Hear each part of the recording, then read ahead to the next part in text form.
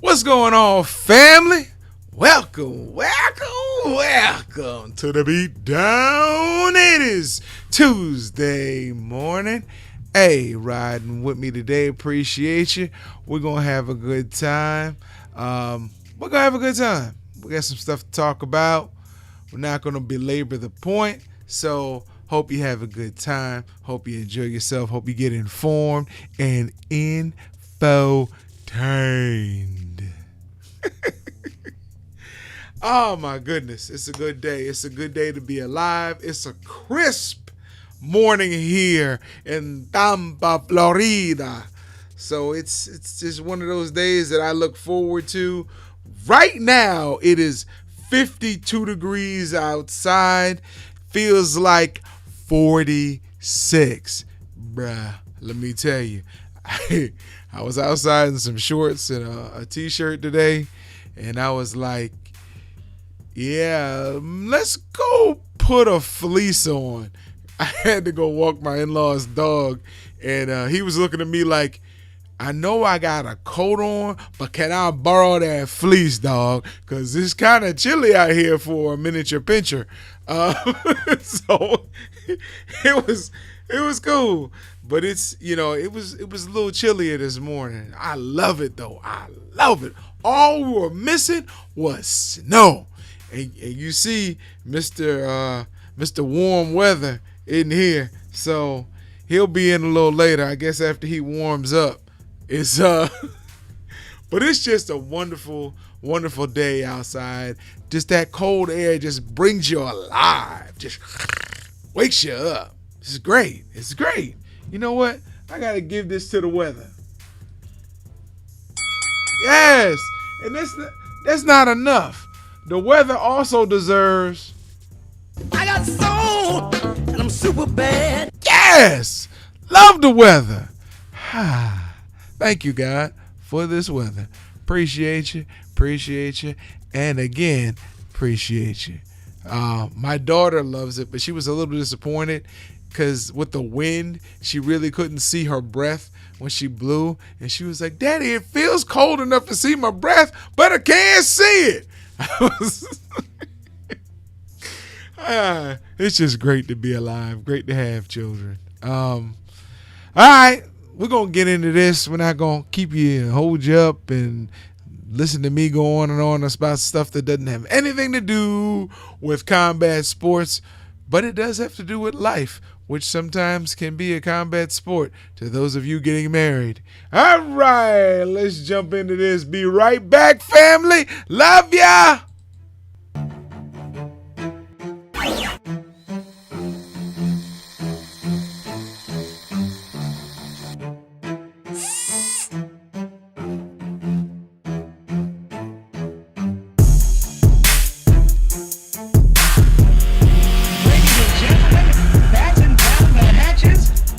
Introduce you to the greatest combat sports show bar none. You are now in the Beatdown. You wanna get beat down? Let us now introduce you to your host, the Badger, and Roo.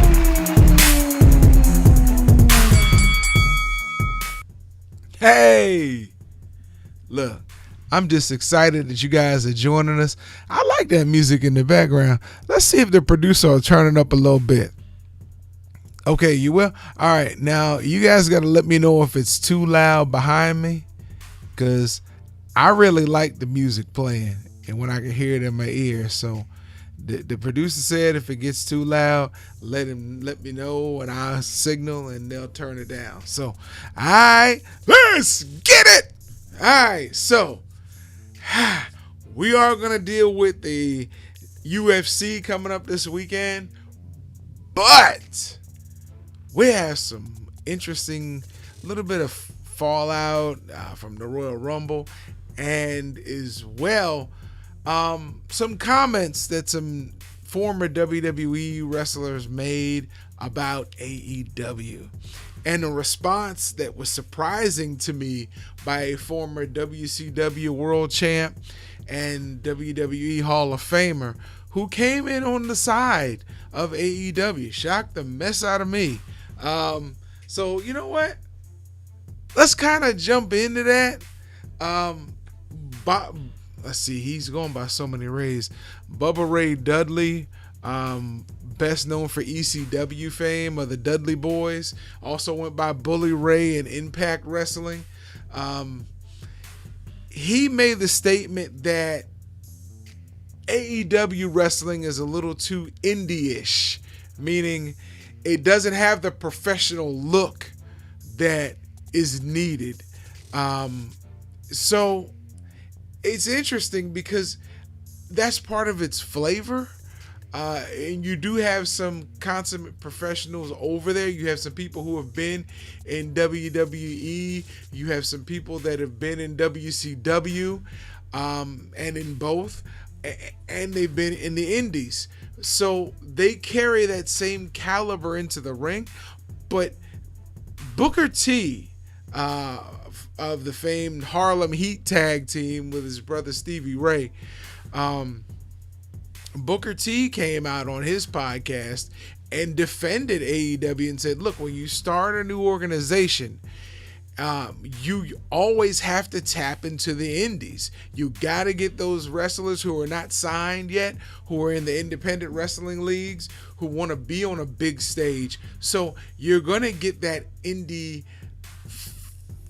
what's the flavor? The indie flavor. They're going to bring that independent genre of wrestling to your ring, and you have to be ready for it.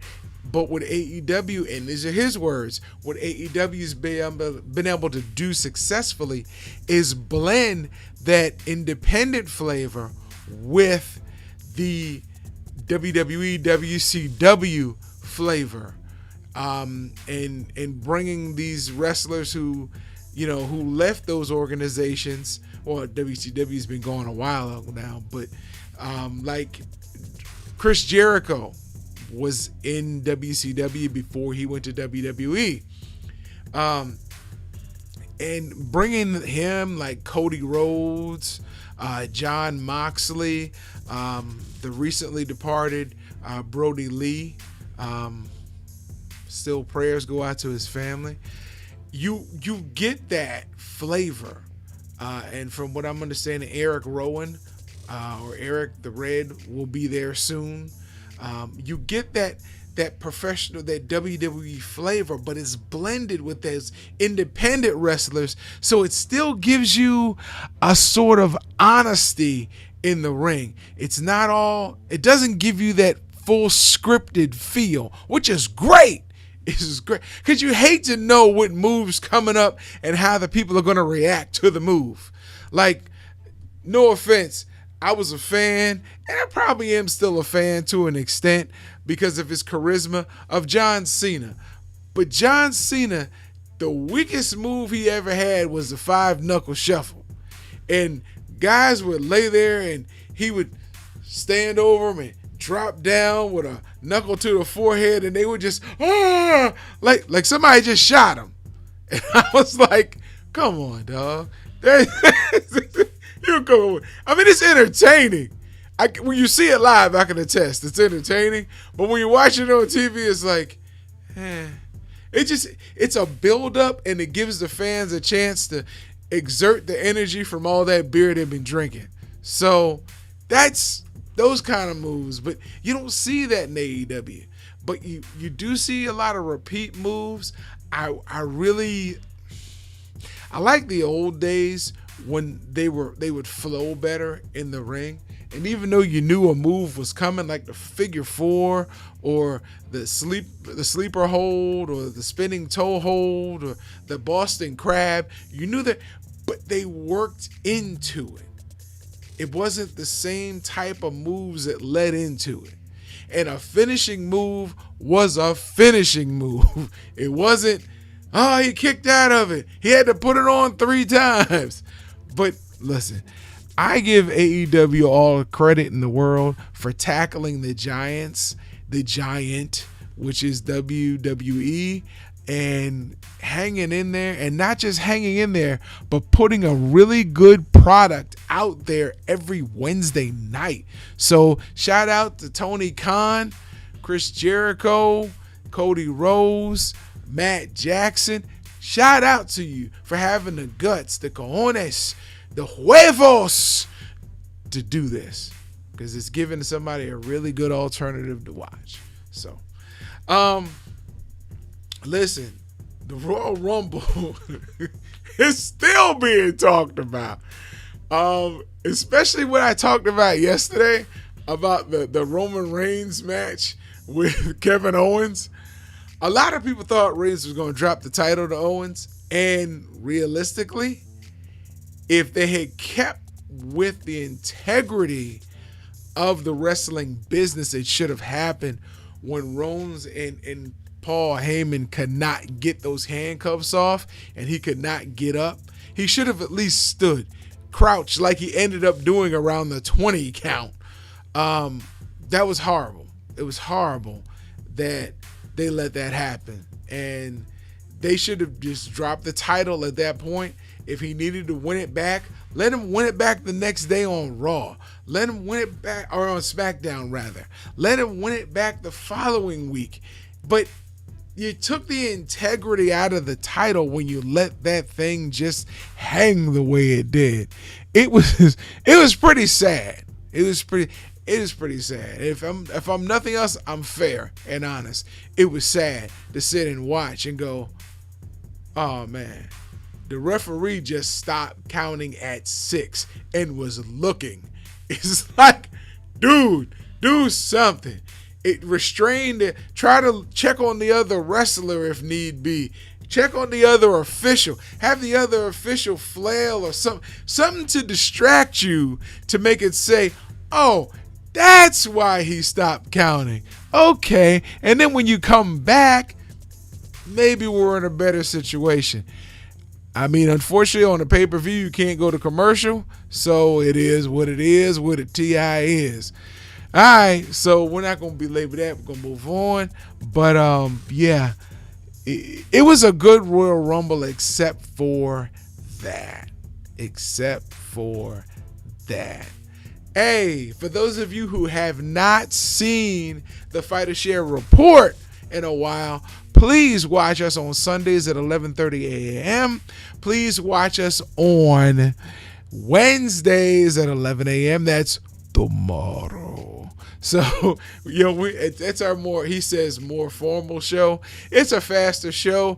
It's segmented. It's built for regular television, which we're working on getting that there. But we have a new intro. So, tell somebody who may not see it to tune in right now, to follow the show. And watch this show right now, because we're going to play that intro. We want to get your opinion on that new intro. So go ahead. Let somebody know right now that we're getting ready to play the new intro, but just tell them to tune in. Tell them to tune in right now and watch this, because they're not going to want to miss that intro. I'm going to give you all a few seconds, okay?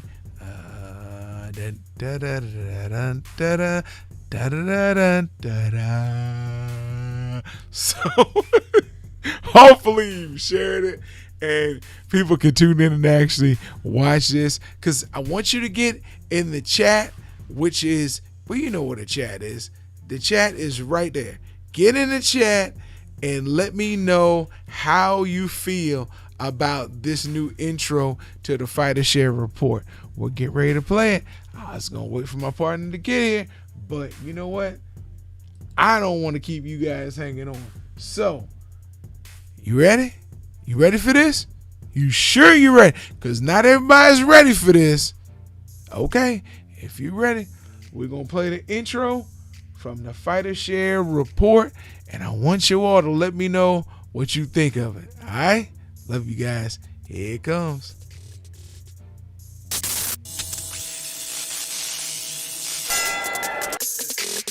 It can stay in the 30s. I'm good with it. 20s, 30s, I'm good with it. When you got that natural installation, bro, it's cool. I get it. Real men come from the north, so we can deal with. Oh, there we go. Okay, there we go. That sums it all up. Let's we can deal with the cold.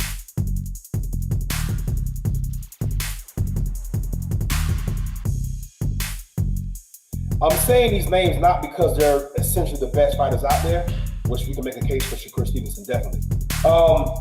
They just look that much better than whoever they fight.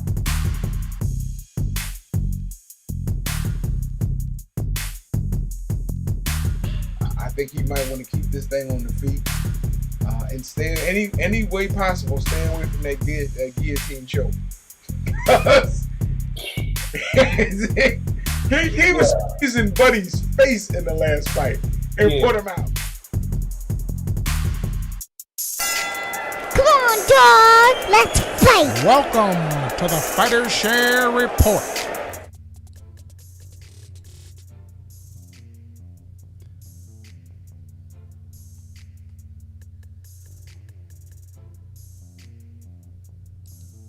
Hey, bear with me 1 second. Sometimes technical things happen, but hey, I hope you like that intro. Let us know. Get in there. Get in over here and let me know. Put the comments in there. Let me know what you thought. You know, if you liked it, if you would tweak it a little bit, you know, if you didn't like it, let me know. That's what we need to know. We feed off of you guys. So that's why we're here. I mean, if it wasn't for you all, there's no reason for us to be here. So let us know. All right, we're going to move on. We got a big UFC card coming up. Man, baby. The UFC's getting ready to show off a little bit again. And, you know,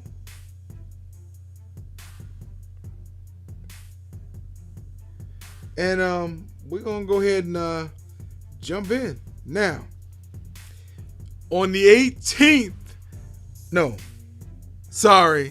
it's the UFC Vegas 18. It's going to be on the 6th, which is Saturday evening. I don't think, Whoa, wait a minute. Times have changed. Okay. Prelims start at 5 p.m. 5 p.m. That's when the prelims will start. The main card starts at 8 p.m. It's going to be a good card. Some names you may go, who? But trust me, these are going to be some good fights. Let's see. Main cards on ESPN Plus, and so are the prelims on ESPN Plus. So if you subscribe to that, you're going to get this. All right. The main event, we have heavyweights. Alistair Overeem, who is a veteran. He's been around, I mean, wow. It's it's been a while since he's been in but he has fought during the pandemic and he beat Walt Harris. I think that's his name. The big ticket. Alistair Overeem knocked him out at the beginning of the pandemic.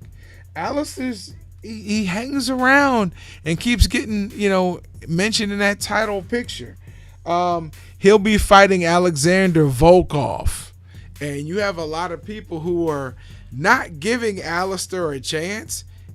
And I'm wondering why, because every time you count Alistair out, he wins. So it's probably not to Volkov's advantage for people underestimating Alistair Overeem.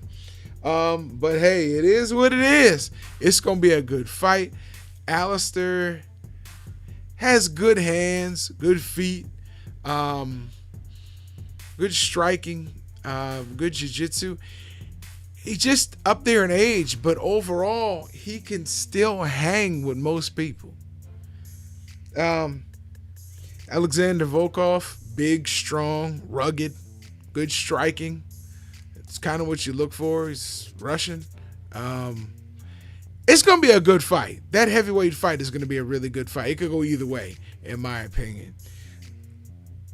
And then you have in the co-main, Corey Sandhagen versus Frankie the Answer Edgar. Frankie Edgar's another guy. Every time you say, okay, he's washed up, he comes back and knocks somebody out. It's amazing. So, again, the co-main, good fight. Main, good fight. It's going to be a good card. Then you also have Marion Renault versus Macy Chiasson. I will become more familiar with them before tomorrow and Thursday's show. And you have Alexander Pantoja versus Manuel Cape. I'm not sure. But again, those two fights, I will become better versed before our next show in those fighters, so I can give you a better breakdown. But that's going to be the big UFC card coming up this week. And then UFC 258 comes up next weekend. Like I said, my wife, her Valentine's Day gift is going to be watching some pugilism. So I hope she's ready. But you're going to want to see that card because next week we'll be talking all about it. Kamaru Usman versus Gilbert Burns. Been waiting for that fight for almost a year. That's going to be, if all things hold accountable, a slobber knocker. I mean, straight up punches. Yes, and they can both wrestle extremely well. I'm excited about that one already, and that's next week. So I'm trying to contain myself and not get all excited and lose my faculties and start drooling because I'm ready for that fight. That's going to be a good card. We'll be able to really get into that more next week, but I'm looking at the card and it's going to be an excellent card. And keep in mind, March 6th is the big card, probably the biggest card of the year right now. The biggest card of the year right now. And I'm saying MMA or boxing is going to be on March 6th. And it's going to be an MMA event, UFC 259, baby. 259. You want to get ready for this one now. And I don't know how to, I can't overstate this because you've got 3 title fights with so many implications into the future of the UFC. It's incredible. You've got Israel Adesanya in the main event against Jan Blachowicz. You've got the 185-pound champion versus the 205-pound champion. Bring it. That's going to be a fight. I mean, you got the last style bender versus the phenom. That's pretty much what I call him. He just rolled through Dominic Cruz. I mean, what's that Dominic Perez? You know what? I keep getting Dominic said. The one who was handpicked to be John Joe's successor, Jan Blachowicz, destroyed him. So he's going up against Israel Adesanya, who's the smaller man, the faster man, the more technical fighter. I believe that fight is going to be amazing. You also have the Lioness Amanda Nunes versus Megan Anderson. I'm not betting against Megan Anderson, but I would never put money against Amanda Nunes unless it's her rematch against Chris Cyborg. That's it, period. So I don't think there's really anybody in the UFC that they have that will test Amanda Nunes. Anybody in either weight division that she holds titles. I just don't see it. I don't see it. I'm hoping I'm wrong. I'm hoping somebody comes up and can wax her just to bring parity in the division, but I just don't see it. I don't see it. Wow.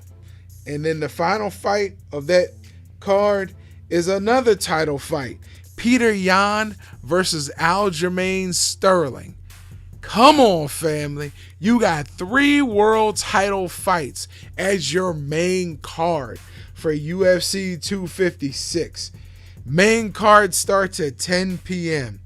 Listen, it's going to be phenomenal. It literally is going to be phenomenal. They don't have anybody on the undercard yet. And then, hey, they've already released UFC 260. We've kind of talked about that. That's going to be Stipe Miocic versus Francis Ngannou for the heavyweight title. Rematch. Stipe was able to wear Francis out, stay away from that power, really ran around and tagged and picked his shots in the first fight, and Francis ran out of gas and had no answers. He realized all he had was that right hand at the time. So this is going to be good because I'm hearing there's a different Francis Ngannou, and there better be. And then you also have Alexander Volkanovski versus Brian Ortega. Listen, that's another title fight. So you right now for UFC 260 on March 27th, you got 2 title fights in the main event. Right now for UFC 259 on March 6th, you got 3 title fights in the main event. Whoo! Right now you got 1 title fight for February 13th, UFC 258, but that's a big title fight. Kamaru Usman versus Gilbert Burns. That I'm telling you, family, you don't want to sleep on that one. You don't want to miss that fight. And then if you just want to get your beak wet, UFC Vegas 18, February 6th, this Saturday night on ESPN Plus. It's going to be a good one as well. So I'm excited about that. I'm really excited about that. It's going to be a good one, man. It's going to be a real good one. So I thank you all who have chimed in. Want to talk about 1 or 2 more things. Nobody got in the chat. Nobody got in the chat. Nobody told me if you liked the intro or not. Come on, peeps. Give me some love. Get in the chat and let me know. I keep it rolling. Listen. We've been asking questions among each other on this show about who's pound for pound this, who's pound for pound that. And it's kind of hard to tell because nobody really wants to fight anybody. So I was having a discussion with one of my cousins who follows boxing a lot. So she knows what she's talking about. And she was asking me about comments that were made by Sean Porter on another show about pound for pound lists. And she was concerned that Jermell Charlo wasn't on anybody's pound for pound list. Neither was Teofimo Lopez on anybody's pound for pound list, including Sean Porter. But they were loaded with contenders, except for Canelo. Canelo was on there. Terrence Crawford was on there. Some of them didn't even have Earl Spence on there. I think you got to consider the source, and this is where I'm coming from on. This is the meat of this conversation. You have to consider the source. When you look at people's pound for pound list, you look to see who pays them, who they're aligned with. We're not aligned with anybody. So when we put out a pound for pound list, it's because this is our educated information. This is not based on, hey, I'm trying to get signed to Top Rank, so what Bob Abrams says, I go ahead and take that at face value, okay? All right there, buddy. All right. No. What we're doing is looking at fighters based on their credentials. And I still don't think you can have and I know Raquel Miller came on And look, I will not argue with what she said. I can't refute it. I will not argue with it. She's shown us nothing but integrity. So when I asked her about Claressa Shields, and she said what she said about Claressa not wanting to fight her, I get that. But when we're talking about putting her on the pound for pound list, we're talking about the number of titles that she's amassed over this time and looking at her record. And I get it. Raquel made the statement, well, you can go buy a title if you got enough money behind you. Point made. But there are some women through history that have belonged on the pound for pound list. And until we get Claressa in there and somebody beats her, she's got to be on the pound for pound list. Look, you can go through and find men who have been on the pound for pound list, and if you look at their careers sharp enough, you'll find they ducked somebody who they knew they didn't want at the time or whenever. I always reference this. Floyd fought Suleiman Canelo Alvarez before Suleiman Canelo Alvarez became Canelo, because Floyd knew he wouldn't want him later in his career. So he fought him at the best time for Floyd. Does that take him off the pound for pound list? No, because Floyd retired undefeated. So you gotta go some to say somebody was better than him. Now, you look at Canelo now. He's got that one loss. But everybody still considers him the pound for pound best. And he has been picking and choosing and jumping and dodging, yes, I'll say it, to keep that rank. And he's been able to do it. Do I think in my heart that he's one of the best to ever do it? Yes.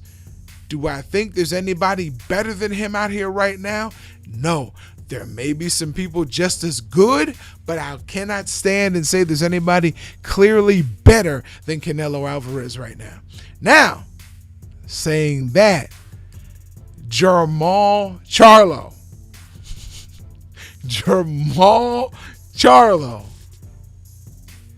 is somebody Canelo doesn't want. He doesn't want him. No. If he wanted him, he would jump on him. But he doesn't really want him.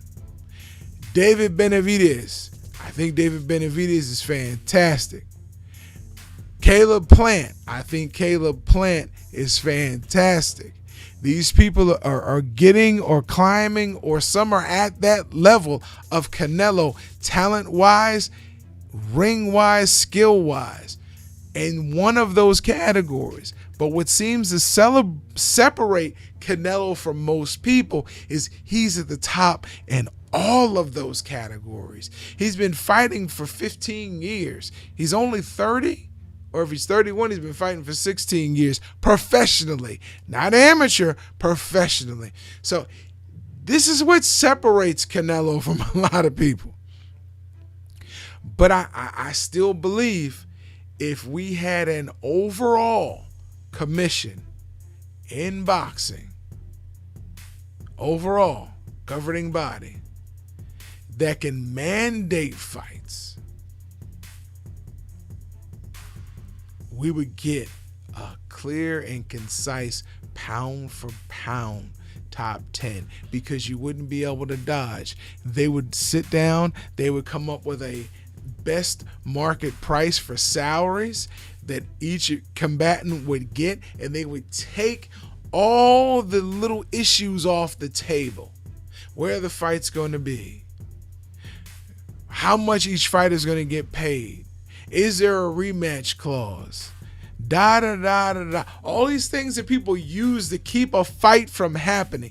Yeah, they would take a lot of the promoter's power away when it got to that point, but that's okay.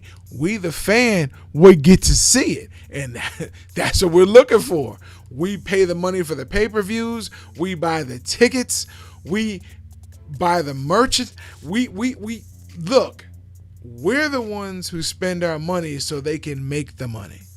So when we call for a big fight and we're not getting it, there should be some governing body that can say, hey, why is this fight not happening? Not the WBC deciding, no, we're not going to do it this time, or the WBO or the IBF or the WBA. Listen, it's time that we put the BS aside and we get the best fights in front of the people who want to see them. For decades, we've missed big fights along the way because a fighter really didn't want to fight somebody else, so they politicked. Let's get rid of that politicking and get people in so we can see these fights. It's about time we can see these fights. So in some way, some form, some shape, somehow, we need that governing body so we can make this happen. Oh, speaking of politicking, what's going on there? Man, I can't call it, brother, man. I'm just trying to catch up with you, man. I heard you doing a lot of good work earlier, man, so I wanted to do my best to try to get in here and chap in with you for a little bit, man. Appreciate that. Wow, we're almost up against it. I didn't even look at the. Hey, got a question for you. What's that, brother? What was your major in college? Basket weaving. Okay, what was your other major in college? I was a poli-sci major. All right. So, were you ever like a science fan? Yeah, I always like science. All right. So I can ask you, because you seem to be very astute, very collegiate. That's not what you tell people on this show, but go ahead. So I need to ask you, what is the difference between an enzyme and a hormone? That is a good question. I don't know the difference, but I'm going to take a stab at it. I think hormones are secreted primarily from the pituitary gland, correct? And the hormones what regulate. The difference is you cannot hear an enzyme. Hey, man, get off this show with that BS, bro. You got to stop that, man. I thought you was asking me a real question. And you go with these crash jokes, man. I just showed up, bro, and this is how you treat me? I should have stayed where I was and act like I was sick, bro. This is ridiculous.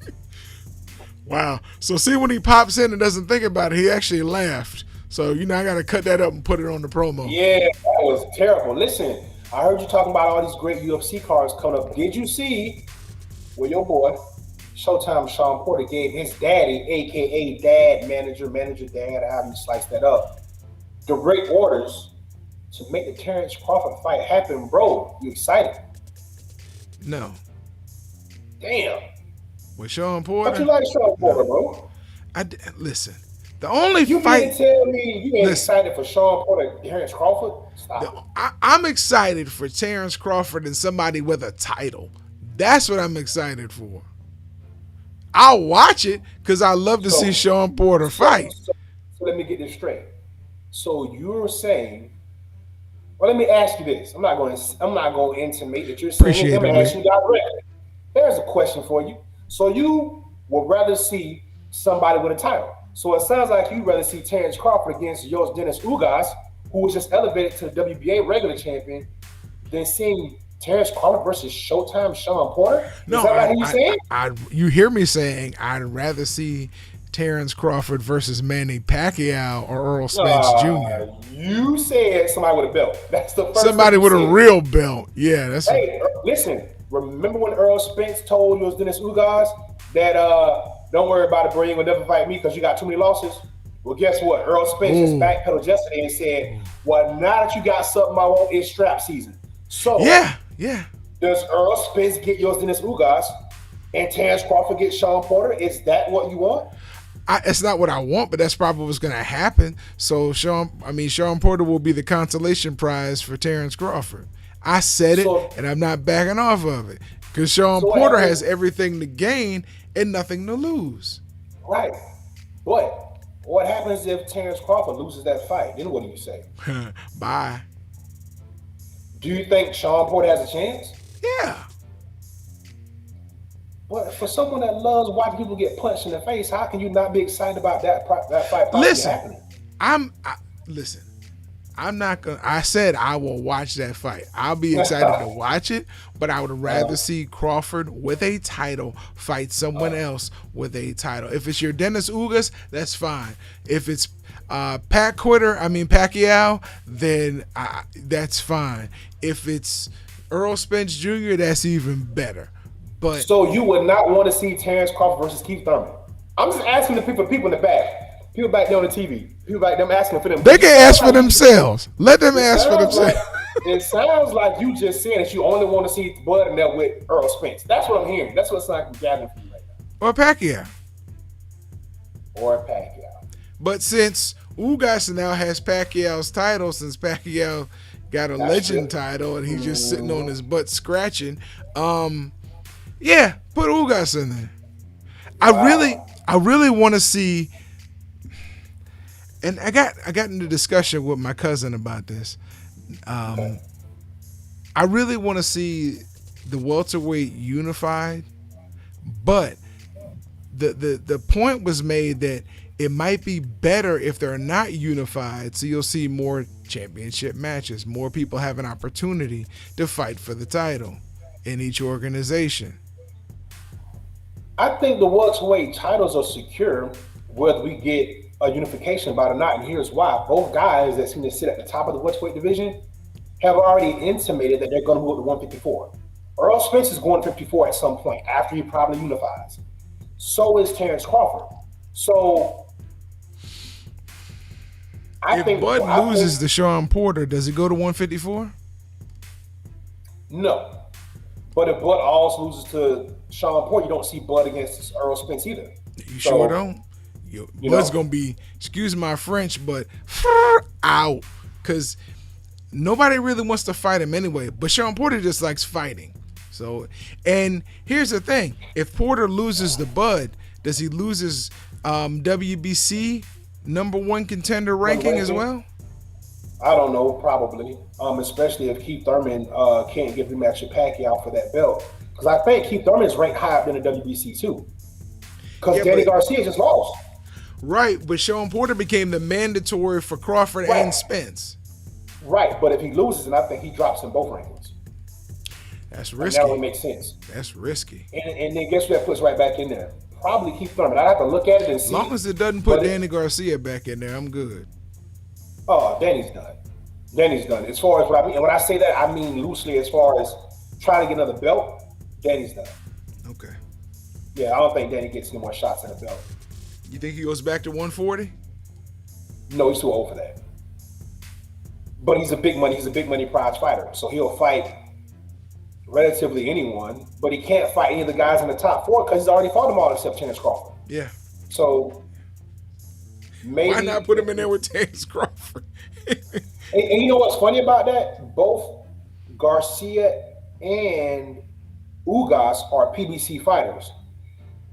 Ugas now has a belt, which means that he can actually command more money for a unification fight against Earl Spence. Now check this out. If you're Bob Arum, how do you keep Terrence Crawford a part of your stable? You have to get him a belt. You have to put him in position to fight Earl Spence. If I'm Bob Arum, I try to get Terrence Crawford this fight with Dennis Ugas because I feel like he can beat Dennis Ugas. And that way he gets another belt. And now he has 2 and Earl got 2. Now we get a 50-50 fight. There's no negotiation. There's no 60-40. If I got 2 belts and you got 2 belts, we busting this thing down the middle. So, but do you think Uncle Bob's going to do that? Listen, that's the smartest fight for Uncle Bob to make. The worst fight will be letting him fight Sean Porter. That will be the worst fight. Because you chance 2 things. 1, you chance losing to Sean Porter because of Sean Porter's style. 2, you chance your Dennis Ugas losing a title to somebody. So more notably, Earl Spence. Right. So now, you still sitting outside of the candy store. Yeah. Huh? Yeah. Let's say if Earl got 3 belts and you got 1, then yeah. Yeah. That's a 25% share of the market. Maybe. So We were talking yesterday briefly about the 168-pound weight class. And I know you keep your ear to the streets. Did you hear David Benavidez' comment regarding Jamal Charlo yesterday? no. He came out and he said, "Man, I like Jamal Charlo. He's a great fighter, but I'll F him up." What else is he gonna We say? still ain't- but that's what I'm saying. We still haven't heard anything from Big Charlo yet. And you're not. Why would I respond to that? Big Charlo he's in a different headspace than he used to be. Well, here's the thing. If you want to fight with Canelo, you're probably going to have to fight Benavidez first. Benavidez is the number one mandatory at 168, which is where we know Charlo wants to go to 68. He doesn't want to stay at 60. There's nothing there for him, right? He wants to go to 68. That's where the big money fights are. But you're not going to get Canelo. You're not going to skip ahead of Benavidez and get Canelo. At least I don't think he will. No, because Canelo doesn't want you anyway. So you got to put as much pressure on Canelo as possible to get that fight. The good thing for Canelo is he can get to 60. He can always go back and fight somebody at 60. He can stay at 68. He can go fight somebody who's a lesser known at 75. I mean, it's Canelo's world. He can do what other boxers can't do because of where his status is and just his legend right now. He can do that. People, they give him passes. And we know that he can handle himself against the top fighters in the world. So people don't complain when he fights somebody just below them. Well, here's the thing, bro. I'm with you on that. I don't think Canelo's going back down to 60. I think Canelo's going to hang out at 68. Remember, before he fought, who did he just beat? Liam? Not Liam, the other brother. Callum. Murray. Oh. Yeah, Callum Smith. I'm sorry, Callum Smith. Liam Smith, Callum Smith. He beat Callum Smith, but before the fight, his trainer, Eddie Reynoso, came out and said, "Hey, we're staying at 60. No, he fought Liam, right? Because Callum just fought. No, he already beat Liam. Callum too. He beat both the brothers. That's right. So he beat a household. That's saying something. yeah. So according to Eddie Reynoso, they're not going anywhere. They're going to be at 68. And if that's the case, I don't know if Maul necessarily walks up as a champion at 160 and gets that fight with Canelo at 168. If you're Al Heyman and you got Benavidez and you got Charlo. Listen to what you're saying right now. This is the same argument I made about Garcia coming from 140, getting a title shot at 147. What's the difference? Garcia who? Danny Garcia. Well, the difference was that Danny Garcia I'm listening. At the time, Danny Garcia, and still is to a degree, Danny Garcia sells a lot of tickets. He breaks records every time he fights in the Barclays. It's as much as about the business as it's about the skill set. Danny Garcia was also knocking everyone out at 140 pounds.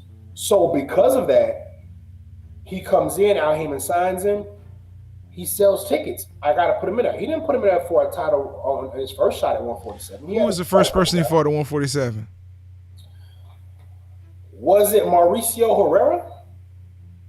Or was that fight at 140? Was that a 140-pound fight that he fought in Puerto Rico that we both thought he lost? Right. I want to say that was at 147. Wasn't that his first fight at 147? I thought that was at 40. I thought his first fight at 147 was a title fight. Okay, and you might be right. But again, yeah, because they said he's had 3 fights at 147, and they've all been for the title, and he's lost all 3. Okay, but that is the difference. With Charlo and Benavidez, I can match those guys together in Texas, in Las Vegas, and Arizona, and make a lot of money. And both of those guys are young enough to rebound. And then I can take the winner of that fight and put them in there with Canelo and make a whole lot of money in Texas or in Las Vegas, whether because both Benavidez and Charlo, they're not Canelo level stars, but in boxing, they both sell a lot of tickets. So if you add, you got two shots. You don't have to put one in there right away. You can slowly lead that thing, man, and make it work, you know? Yeah. And I'm only saying that because he's doing the same thing at 47. He could have put Terrence in. He could have made Earl fight Terrence. But why, when I can make all this money and keep it all in house, and then effectively have my own kind of like little tournament, and then when I'm ready, or whenever we feel like Earl's ready, or whenever the fight's marinated enough, we make it happen. Terrence wants to fight. He ain't going nowhere. Correct. So, yeah. Correct. Hey, shout out to Rick Coleman for your. I'm glad you thought the joke was funny, bro. Appreciate that. Cause yeah, got three laughs on that one. What you got to say about That's my guy, that? man. My guy probably working hard watching us, man. But it's what we do. We entertain people, man. So it's all good. Well, I call it infotain, because we try to inform you, even if you don't laugh. If you leave educated, it's kind of like being in junior high school. Listen, your town, your adopted home, with your adopted home team, they're thinking of renaming Tampa Bay to Champa Bay Buccaneers, because they're already excited and feel like they've already won the game. Like the Chiefs aren't going to show up with a high-powered offense. They feel like their defense can neutralize this offense off top, and all they got to do is let Brady score a couple touchdowns, and they'll be hoisting the Lombardi Trophy at half. One thing Tampa has significantly lacked amongst leadership is creativity. Tampa's always been very corny and come up with catchy names and phrases. I don't like Tampa Bay. That sounds really stupid. But the Bucs are going to win. The Bucs are what? The Bucs are going to win. So they really have already paid off the NFL. That's what you're saying. Bucs. Yeah, this storybook ending has to only end one way, and that's with the GOAT, White Jesus, in the form of Tom Brady, as we know it, riding off into the sunset with a championship. They're not going to lose. Well, I tend to disagree with you on that one, and I understand conspiracies, and I'm usually all for it, but I think the goal was to let Tampa host its own Super Bowl. I don't think they're going to let them win it. Here's something interesting. When you look at the way these teams have played as of late, Tampa's playing better because they're playing better on defense. And if you look down the devils in the details, the Chiefs have lost 2 all-pro offensive linemen last week. So they're going to be without their starting left tackle and their starting guard. Jason Pierre On the same side? I think so. That makes a difference. Either way, they're both all pros. Jason Pierre-Paul's hot. Vita Vea is back. Shaq Barrett played well last week. You got Levante David and the young buck from LSU. I don't know, man. I think everything's right for Tampa to win this. On top of, yes, the conspiracy. So we'll see. Yeah, we'll like they say in the 5 heartbeats. We shall see. We shall see. But Tyreek Hill, Clyde Edwards-Helaire, I hear you, bro. Le'Veon Bell. I said the same thing when the Bucs. I said the same thing when the Bucs played the Saints. Alvin Travis Kamara, Kelce. Michael Thomas. No, whole different level. Whole different level. Yeah, but when the Chiefs beat the Bucs, it was a 3-point game. When the Saints beat the Bucs twice, you shouldn't know those games are close. Listen, Just saying. I can't wait. I didn't think I was gonna watch it. Listen, you can't out finesse Vegas. So that's all I'm saying. Especially when Vegas controls. Especially when Vegas controls the stripes. Yeah, I got you. You know how I go, bro. Stop kidding yourself, man. Listen, I hope it could be an entertaining game, and I hope the best team will win. I'll leave it at that. Well, the best team didn't win in Green Bay, so why would it win in the Super Bowl? Okay. So. Hey, listen, we can point the fingers at Aaron Rodgers and the coach for that, though. Yeah. That falls squarely on the coach and Aaron Rodgers. Yeah. They need a whole lot of doctoring to make that one happen. No. That was one horrible call at the end of the game that you hadn't been calling. But again, you had the ball first and goal, had 4 shots. Guy drops the first pass. You have 2 shots to run it in. Man, White Jesus threw 3 picks in the second half, 2 in the fourth quarter. You gotta say anything else? Do I have to say anything else other than that? You don't win high school games throwing 3 interceptions in the second half, 2 in the fourth quarter. Bro, come on, man. Stop me when I start lying, bro. I'm just saying, like, we're talking about professional football players here. And you got 3 turnovers in one half, 2 in the fourth quarter, you did nothing with any of those?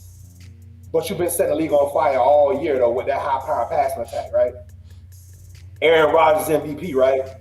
And then you do that. Come on, man. Looks like we're up against it.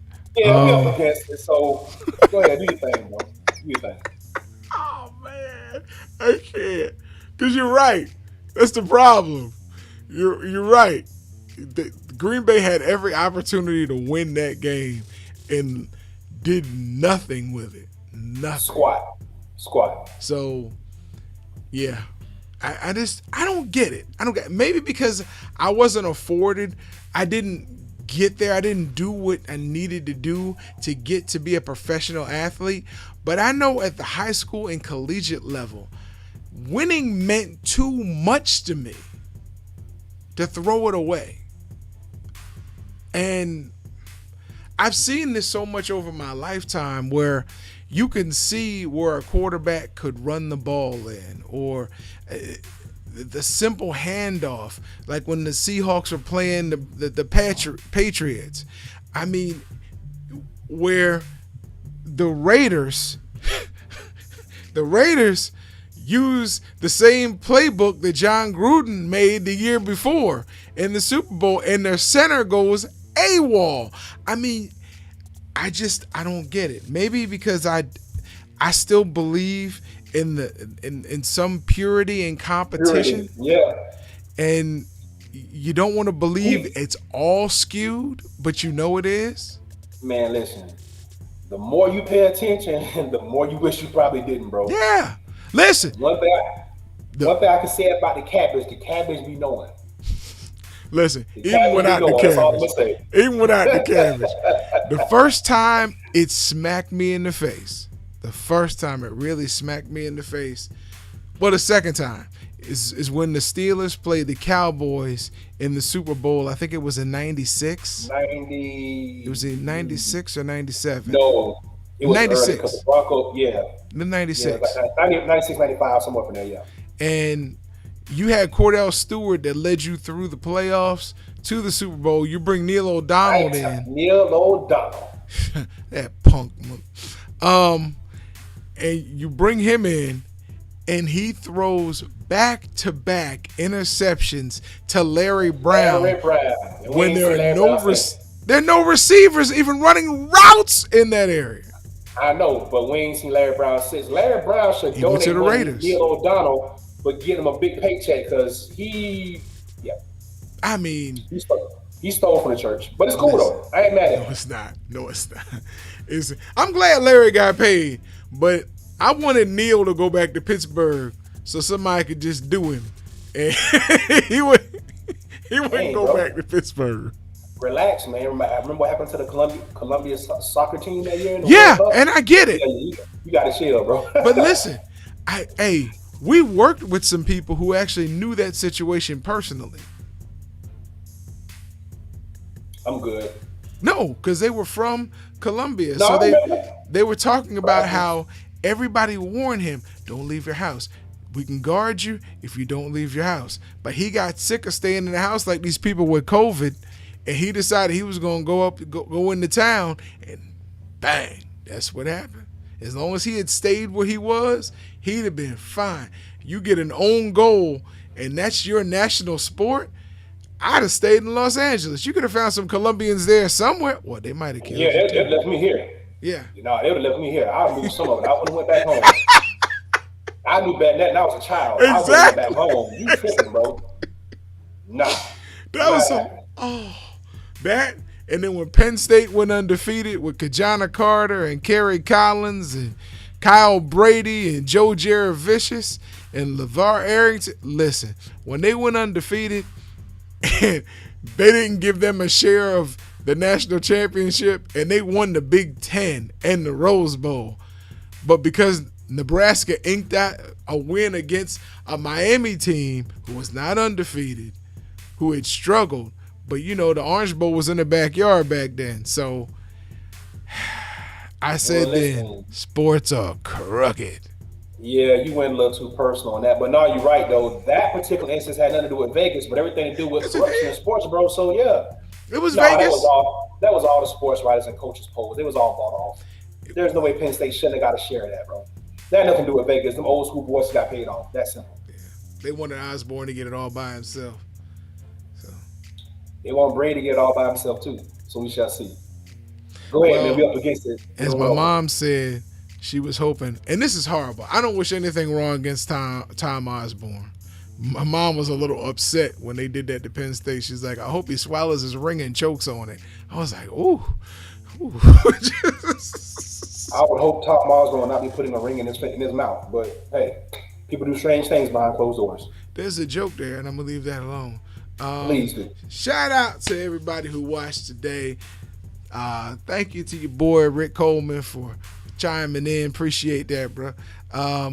Shout out to Mom, Pop, Mr. Arlene, my wife, my daughter, Anita, Audrey, Fighter Share Nation. Thank you for tuning in, man. Hey, man. My dog held it down for the first half of the show. I wasn't here. I came in late, but we got it in. And I want to give you credit for doing such a great job, bro. I was actually tuning in while I was trying to race through traffic to get here. If I'd have got a wreck, would you cover my insurance deductible, bro? It's hazard pay. I was trying to get to the job. No? You know what? I guess I'm gonna do better than that. I'm gonna pray for you. Well, and there we have it. White Jesus in the form of Tom Brady. No, Please answer my no, prayers. no, With that being said, no. I'm You know what? I will cover your deductible. What is it? We will see y'all tomorrow. And I'm over at $65. We get to talk like we got some sense because they just got kind of loose with it. And Thursday, make sure you tune in because we're gonna have some Super Bowl stories because you know things just getting started here in the city. Starting tonight at Taco Tuesday. I ain't gonna tell you where it's at because I don't get paid for that. But it's up from here all week. If you're in Tampa, chime in with us. If you're from outside of Tampa, chime in with us because we're gonna have some stories. Hey, and since all y'all are coming in from out of town, let all these ladies know that the Badger is up for bid. We're auctioning them off. Yeah. We need to do it this week. Listen. Yep, we out here, man. Fighter Nation. We'll see y'all tomorrow on a more refined show. Peace.